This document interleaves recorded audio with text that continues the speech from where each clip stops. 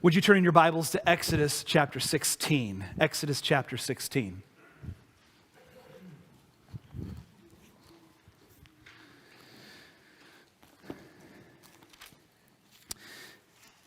If some of you are really new at Grace and you said, what happened to the Red Sea crossing? I was here last week and it seems like you jumped over that. Just to be aware, that was Easter Sunday. So if you'd like to hear the Red Sea crossing, that's what we did for Easter. This is after Israel has passed through the Red Sea and really very much the birth of the nation of Israel, from slaves to a people that are now free and on their way towards the Promised Land. So this is Exodus chapter 16. We're going to do 1 through 21. They set out from Elim, and all the congregation of the people of Israel came to the wilderness of Sin, which is between Elim and Sinai, on the 15th day of the second month after they departed from the land of Egypt. And the whole congregation of the people of Israel grumbled against Moses and Aaron in the wilderness. And the people of Israel said to them, "Would that we had died by the hand of the Lord in the land of Egypt, when we sat by the meat pots and ate bread to the full. For you brought us out into this wilderness to kill this whole assembly with hunger."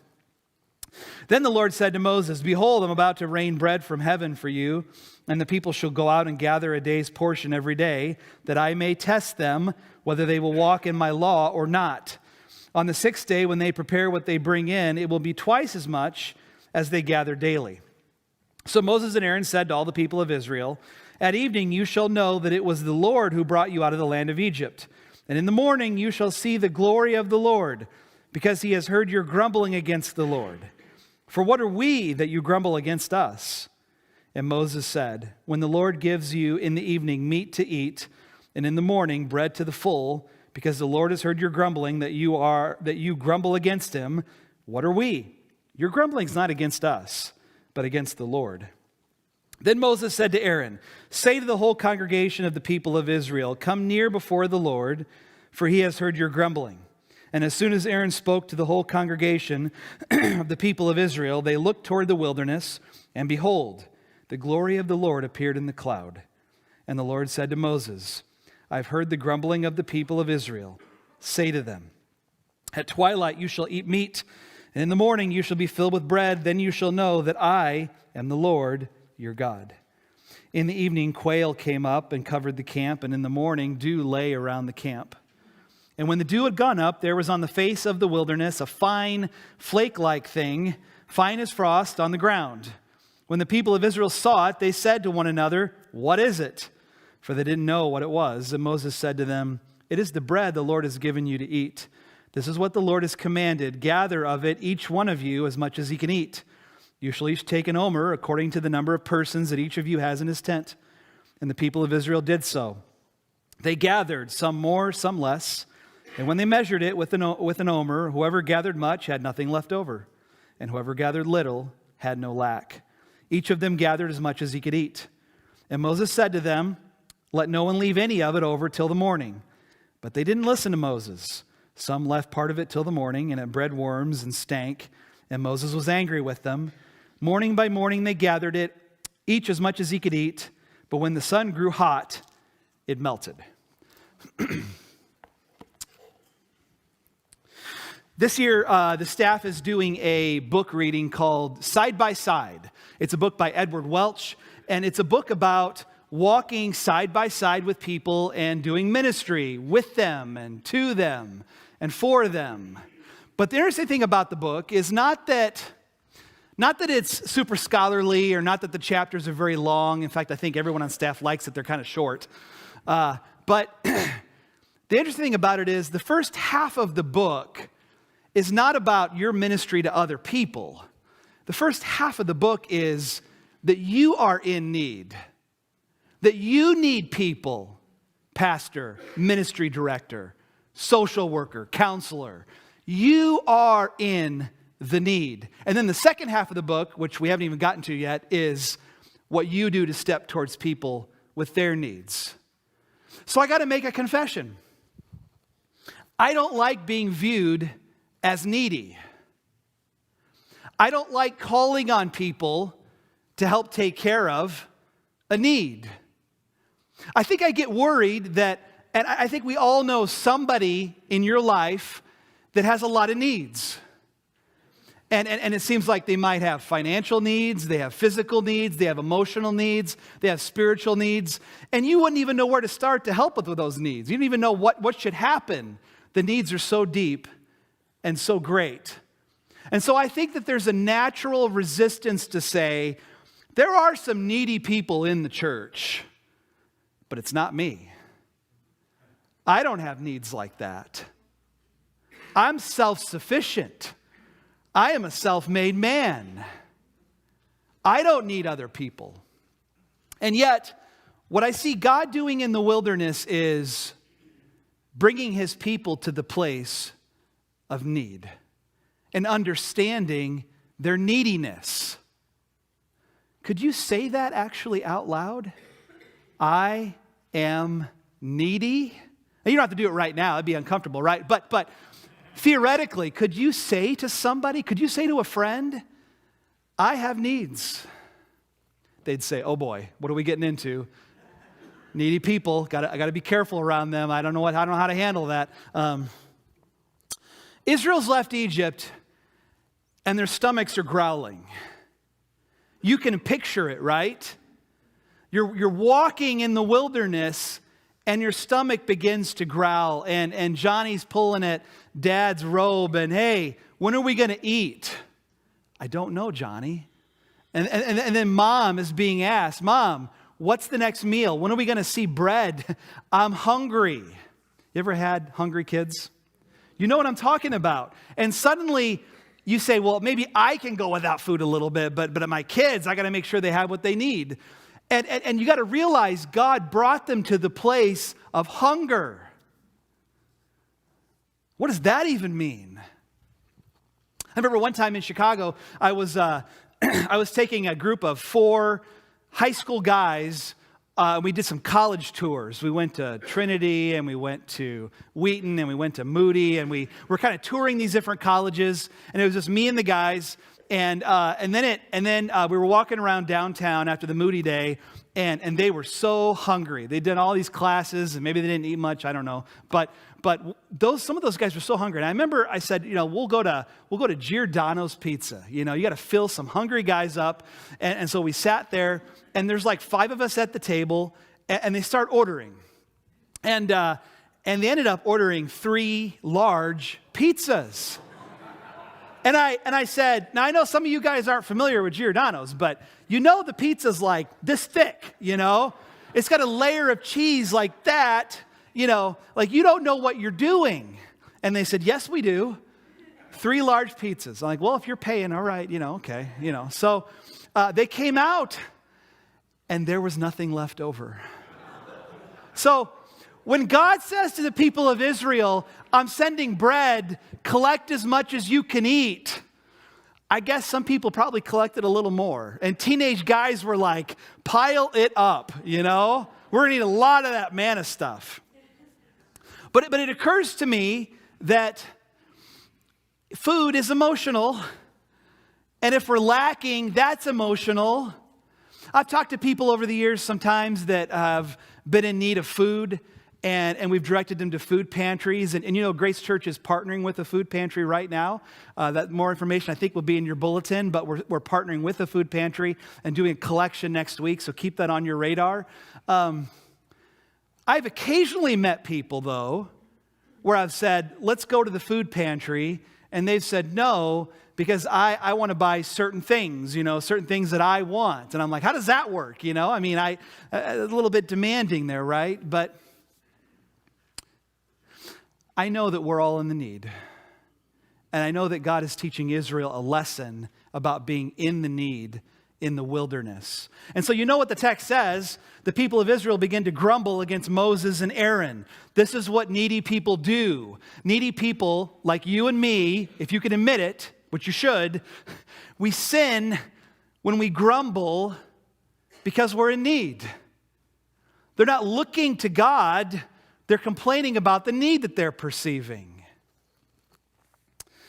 Moses and Aaron go out of their way to say, it's not us, you're complaining against God, and God shows up graciously. You notice that in when they all get together, it says in verse 11, God shows up in the cloud, and his glory is there. I don't know what that's like. I'm just trying to envision this giant cloud, and maybe it's shining in the middle, or something's happening in the cloud, and they have this appearance of the glory of God. This group of grumblers gets to experience something of God's glory that day, and God, with patience and care and compassion, says, I'm going to feed you. It's going to be quail tonight, so you're going to have meat, and then in the morning and from here on, I'm going to cause this bread to be all over the ground.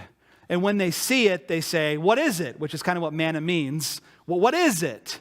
Well, it's this white substance on the ground that you have to boil or bake. It says that later in the text, by the way, that they boiled it or they baked it, and they ate it.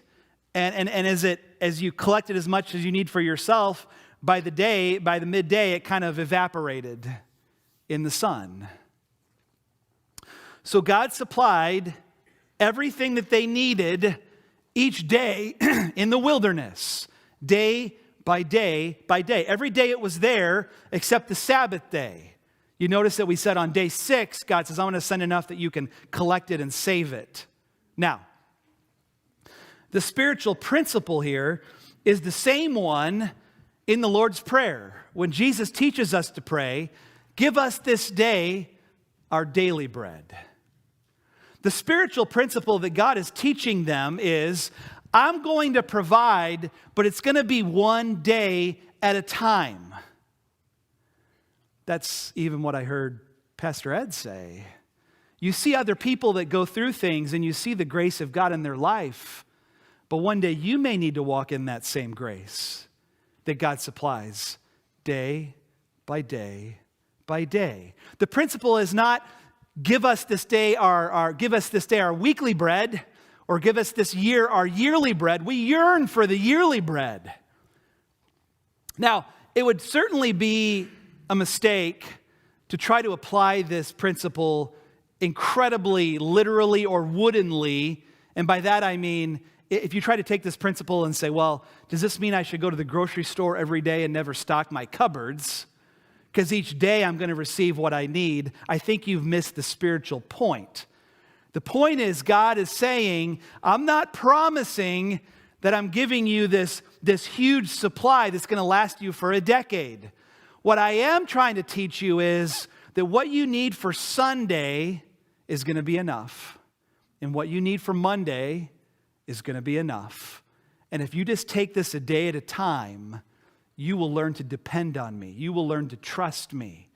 And you will not fear for the future and what you will have at that time, because you know the same God that supplied Sunday is going to supply Monday.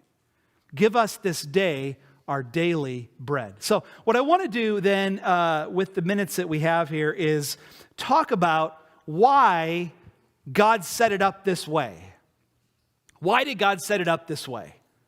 Why couldn't the people of Israel have gathered a week's worth of bread, manna, and just cruise through the week? Why did God set it up so that if they tried to keep the manna overnight, it stank and it spoiled? Why did God set it up so that each day they had to go out and collect it? Why did Jesus tell us to pray, give us this day our daily bread? And why did Matthew, the tax collector, who was probably well off, why did he need to pray that prayer? Why would wealthy people need to pray, give us this day our daily bread? Well, here's where we're going. I've got 3 supporting points to the spiritual principle of daily bread. Here's number 1. And by the way, these are in your bulletins. If you'd like to take notes with me, you're welcome to do that. Just pull out the sermon sheet and fill in the blanks as you go. Number 1 is daily bread teaches us, sorry for the typo, to trust God more than anything or anyone. Daily bread teaches us to trust God more than anything or anyone. When I look at the text and I see the grumbling of the people, what I see them saying, I mean, it's shocking, isn't it, the way they said it? Verse 3, Would that we have died by the hand of the Lord in the land of Egypt when we sat by meat pots and ate bread to the full, for you brought us into this wilderness to kill this whole assembly with hunger. Their complaining was, we remember Egypt. My answer is, really? Do you really remember Egypt? Do you remember the harsh slavery? Do you remember the beatings? Was it really a land of abundance for you? Is that where your memory goes? And there is a lesson here about memory. I think there's something there about how it always seems like presently we can always go there in our minds and say, this is the worst time possible. And we forget the challenges of the past. I think that's what they're doing here. Or they're just embellishing, exaggerating, or flat out lying to say, we had it pretty good back there. Now, what are you going to do for us? Daily Bread teaches us that God is to be trusted more than the Egyptians. What an insulting thing to say to God, that the Egyptians did a better job taking care of us than God does. God is all about showing us, helping us see that He is the trustworthy one for each day. And it's not what's in my bank account. It's not what I have for retirement. It's not what's in the cupboard. But that God is supplying the need day by day. He's given me the grace that I need. And that I can rely on Him more than anything else. So I believe that's the first reason why God does this the way He doesn't. Here's another reason. Daily Bread teaches us to pray to God. There, I got my grammar correct. Daily Bread teaches us to pray to God for the right things. They're doing all this grumbling. What they could have done was just ask God. Jesus has parables about this. If you ask your dad for bread, is he going to give you a rock? Well, no. If you ask him for food, will he give you a snake? No. God knows how to give good gifts, and He's pleased when we come to Him in our need. So there is a principle here of God, in our neediness, God expects us to come to Him. He doesn't say, why aren't you working harder? Unless you happen to be lazy, He might say that to you. But you got to remember, every day they had to get up in the morning and collect the manna. They had to work for it. They had to work for it. Even though God supplied it on the ground, they had to collect it each day. There was work to be done. God's providence is never opposed to His our work. His provision is not opposed to us working hard. They actually work hand in hand. And Daily Bread, though, it teaches us that we should pray to God for the things that we need, and we should pray for the right things. So, have you ever prayed to God that you would win the lottery? Probably shouldn't do that. Have you ever prayed that that bet would come through that you made? I'm going to Vegas this weekend. God, would you please supply? I've told my Vegas story, haven't I, of the person that likes to gamble. And I don't think they went to Vegas, but it was a person that liked to gamble, and they caught me after church and said, Pastor, I'm taking all my gambling earnings, and it's all going to missions. That makes it okay, right? I believe he did give it to missions. Not sure it was right, but okay. So Daily Bread forces me to not think about having huge storehouses where I'm storing things up for years and years and years, and it's all about me. Daily Bread forces me to say, what if I have so much that I become too self-focused? None of us should be praying for yearly bread, and we don't. But do we yearn for yearly bread? You see, that puts something, that forces me to confront what I'm really after and what I'm really looking for. How are you praying?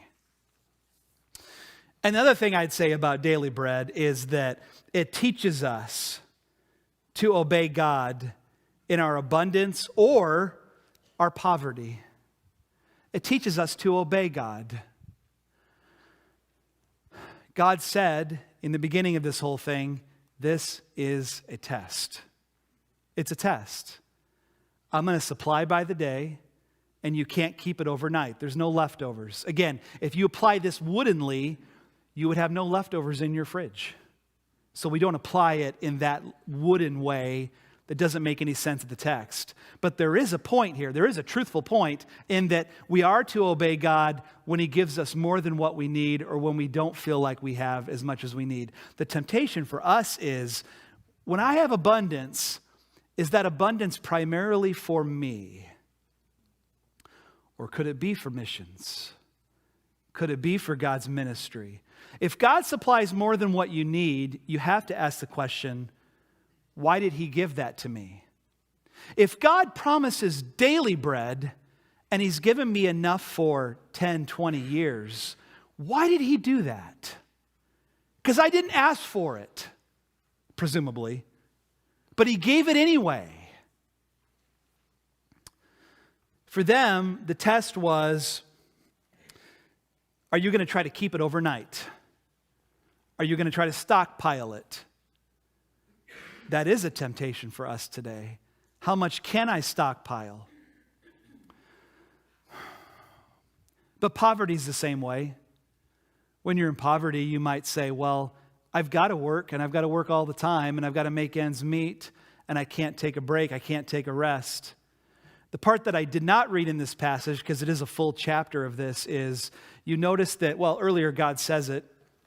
He says they're going to collect, and it says in verse 5, on the sixth day, when they prepare what they bring in, it will be twice as much as they gather daily. Now, if you don't know what he's talking about there, he's saying on the sixth day you collect twice as much because the seventh day is a Sabbath day.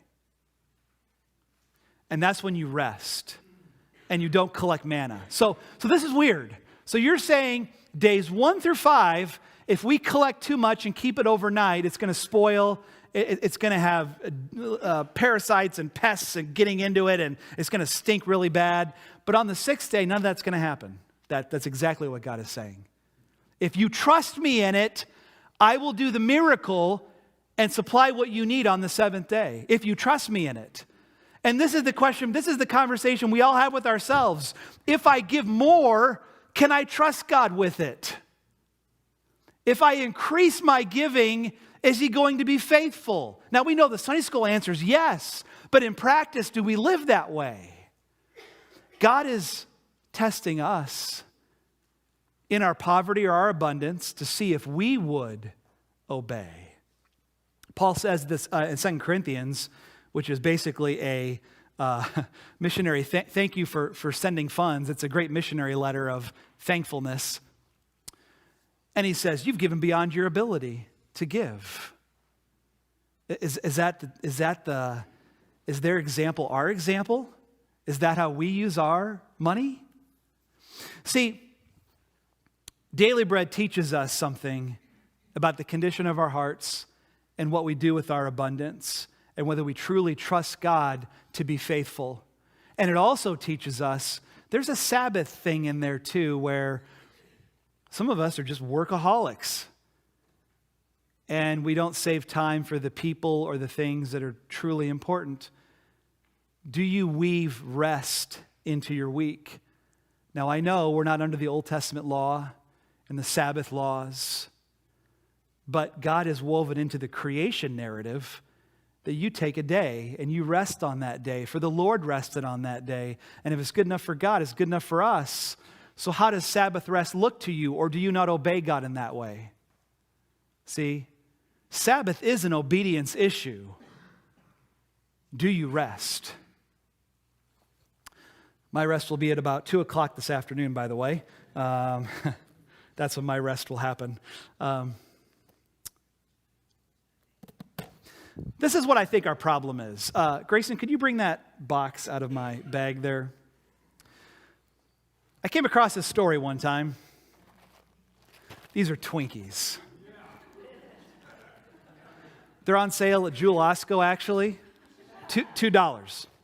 $2. Anybody never had a Twinkie?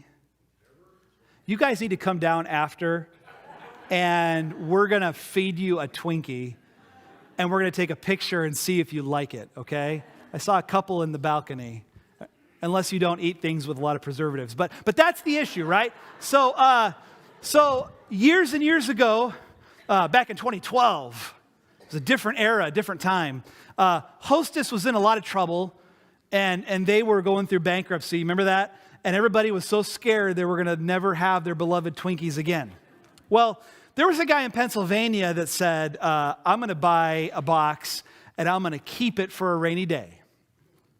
And I'm going to open it because we've all heard that they last forever, right? You know, decades later, there's Twinkies. And so in the year 2020, probably pandemic related if you think about it, but in the year 2020, that Pennsylvania man decided to open his box of Twinkies. Now, of course, they're producing them again now. I mean, obviously, they're producing them again. But he decided to open his Twinkies and see what they were like. And he opened 3 of them. And he said, one, when he opened it, he said he bit into it. And he said it was pretty tough. It was like chewing something. Never what a cake should be like. One was really tough, and he was kind of chewing it. And he opened another one, and he said it looked like something was growing in it. I mean, they're vacuum sealed. How can that, okay, all right. Something was growing in it. And then another one he opened, and it was pretty normal looking, but the cream had turned kind of a brownish color. So, And of course, researchers heard this, that this guy had done this because he made it onto the news, and they're like, can you send us your Twinkies? We want to study them, Scientists. That sounds like a good thing to spend money on. Let's research Twinkies. Well, my point being, we all tend to think these things last forever. They don't. 8 years is too long.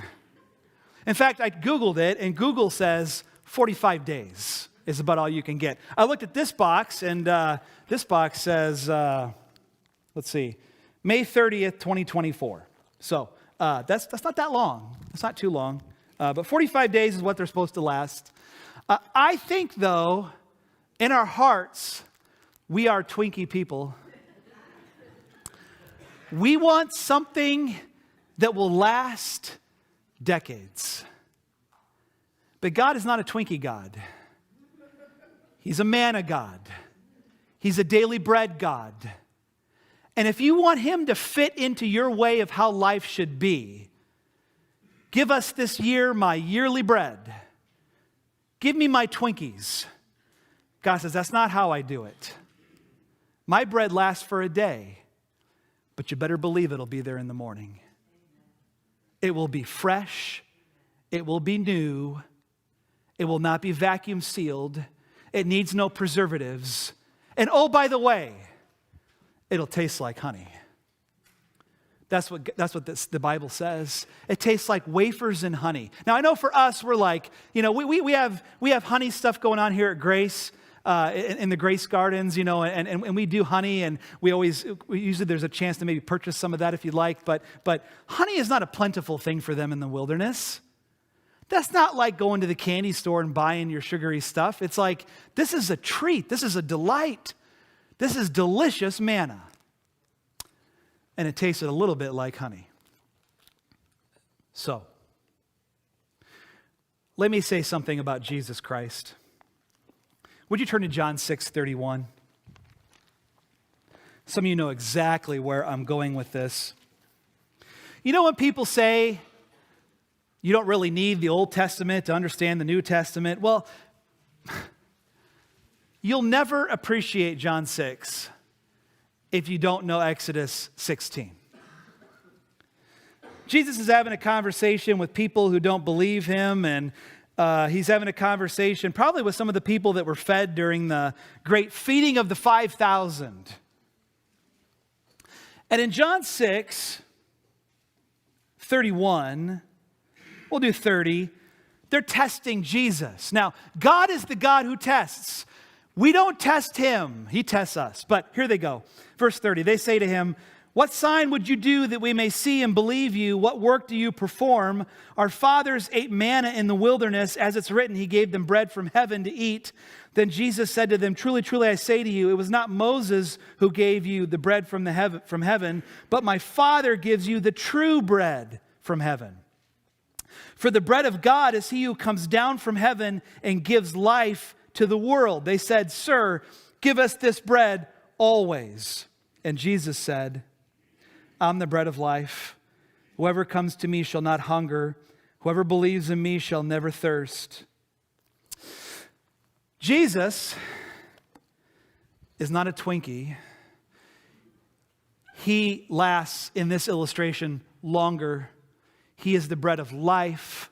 He has come down from heaven, just like the manna came down, and he gives his flesh for the life of the world. That's actually the conversation later in John 6, which is, you want us to eat your flesh? My flesh is food. I am the bread of life. And so Jesus satisfies the deepest spiritual hunger that we have. Do you know somebody that you think is needy and has almost a bottomless supply of needs? You know somebody like that? And when you talk to them and relate to them, you think to yourself, how could I ever, as a friend or as a church friend or, a family member, how could I ever meet all those needs? Some of you may have kids in that category of like, you think about your kids and you're like, they have bottomless needs. I don't even know what to do. I just take my hands off because needs. Let me tell you something from a pastor to the church. If you step in like you're going to solve everything, you're trying to take the place of the bread of life. And you will never satisfy them. You will never satisfy them. If you come like the hero, and Christians are supposed to do these kinds of things, right? Like James says, if you see a brother in need, you can't say be warm and well fed when they don't have what they need. You should help them. But I'm talking about a mindset that says, I'm the person, it's me. You're trying to take the place of the bread of life. But there's another problem with this in that some people say, I see so many needs that I just want to say be warm and well fed. I just want to wish them well because I don't want to get close to those needs. They seem so deep. And what can I do? See, you got a problem too, because God has called you to just take a part. Just one piece of the need. And I've reminded myself that over the years. As a pastor, I can just do a part. And if I can own my part and even define my part and tell the person this is my part, then they can say, thank you, Pastor, I appreciate that. And they don't have to say, why won't you do more? No, I got a part. I've got a piece of this. And I believe as a Christian, I even owe you a piece of it because we're brothers and sisters in the same family. And I will not shut my ears out. I will not close my eyes to your great need.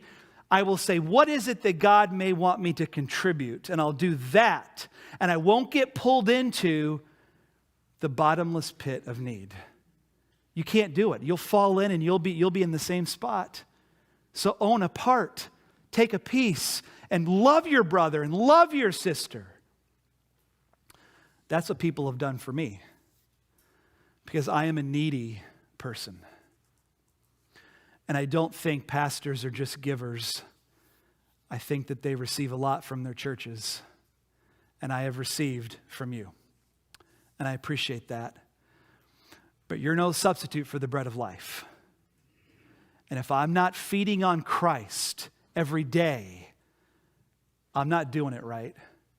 And if you're here this morning and you're like, why won't they give more to me? Why won't they help me more? Why won't they show up more? Maybe you're the one in need and you're looking in the wrong place. Only Jesus can satisfy. So, last thing I want to say to you, and then we're going to respond in worship and we'll sing a very appropriate song coming out of this sermon. 1 Peter 5, 6, and 7. Humble yourselves, therefore, under the mighty hand of God, so at the proper time he may exalt you, casting all your anxieties on him because he cares for you. I believe sometimes God's mighty hand comes down and life is hard and we walk through a wilderness time of a little bit of hunger going on there. And Peter's advice, stay under God's mighty hand. Humble yourself under it. I believe the opposite of grumble is humble. I totally believe that. Like, you can come at God like, why aren't you doing what I want you to do?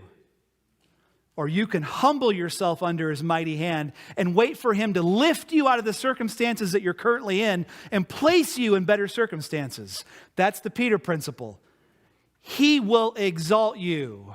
So you stay where you're at, humble yourself under his hand, don't shake your fist, cast your cares on him. You can throw them as hard as you want. Throw them all out there. And in due time, he will lift you out of that and put you somewhere else. What you can't do is grumble. That's a faithless act. That's grumbling. Whether you do it about God or about other people in your life, I noticed Moses and Aaron say, your grumble is not against us, it's against him. How many times do you complain and it's really against God, but you're not even thinking about it? I believe the opposite of grumble is humble, and it pleases God that you would humble yourself under his mighty hand. Let me pray for you. Jesus,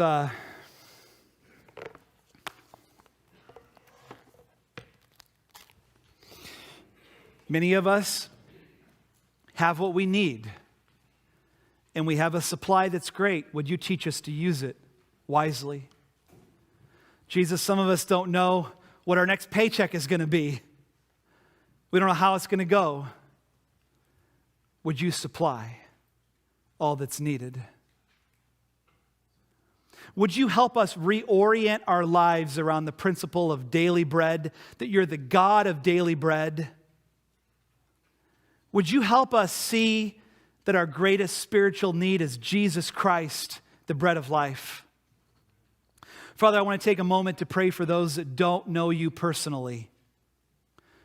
Our message that we declare week in and week out is, Jesus, you came, you lived a sinless life that we never could, and you died on the cross for our sins. You paid the price, and then you were raised on the third day. Lord, I pray that if anybody has not received your forgiveness and doesn't have that relationship with you, Father, I pray that you would call them in this time and that they would reach out to you with a simple prayer like, God, forgive me. I believe Christ has died for me. I'm ready to receive the bread of life this morning so that I would never hunger and thirst again. Father, would you save? Father, would you distribute that bread through us, the people of Grace Church? We have great things to offer our community. Father, I pray your blessing on our physical efforts, our tangible efforts to feed. I pray over the food pantry collection next week.